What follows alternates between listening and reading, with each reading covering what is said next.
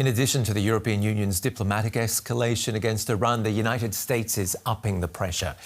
President Donald Trump has warned Tehran it faces yet another military attack if it does not accept a new nuclear deal.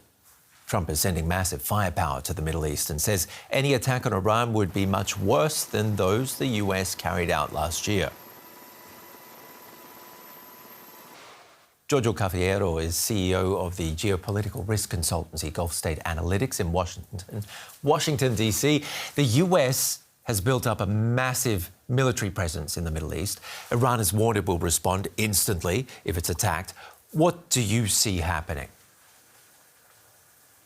Yeah, thank you. Great to be back on your network. You know, this can obviously evolve in different ways. I think it's really clear that what Trump sees is an Iran that is very weak, both internally in light of everything that's gone on in the country since December with the protests. Also throughout the region, Iran has a much weaker hand compared to a year and a half ago. And these are circumstances that I think Trump and those around him believe can result in the U.S. somewhat easily pressuring Iran to make huge concessions, really catering to maximalist demands set forth by the White House.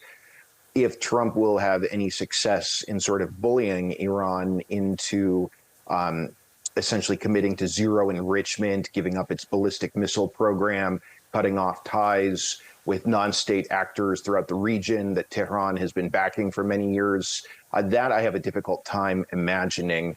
I think probably what we're going to see is maximum pressure being met with maximum resistance. This has been how things have evolved for many years, and I think that we're going to see things continue to move in that direction.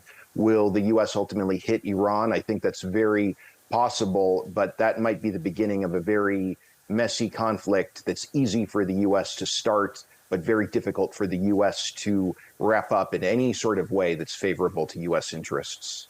Does the US, or how does the US see the EU's move to put the Iranian Revolutionary Guards on their terror list?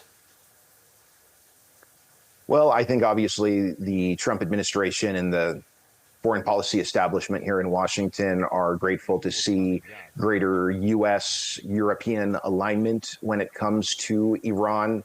I really think that the situation in Ukraine with the Russian invasion that began almost 4 years ago and the role that Iran has played in supporting Russia in that conflict has done a lot to push the Europeans more toward the hawkish American stance on Iran.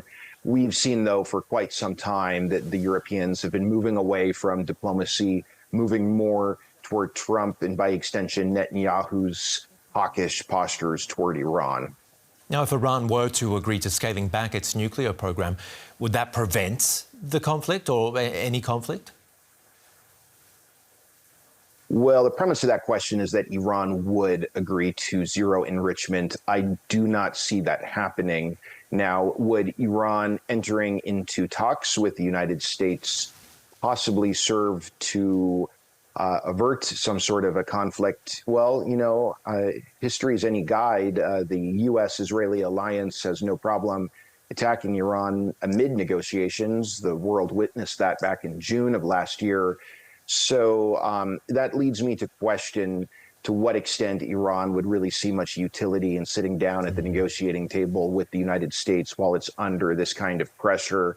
Obviously, Turkey, Qatar, and Oman are working very hard to try to take advantage of the small amount of space that exists for diplomacy to try to get some sort of constructive talks going on.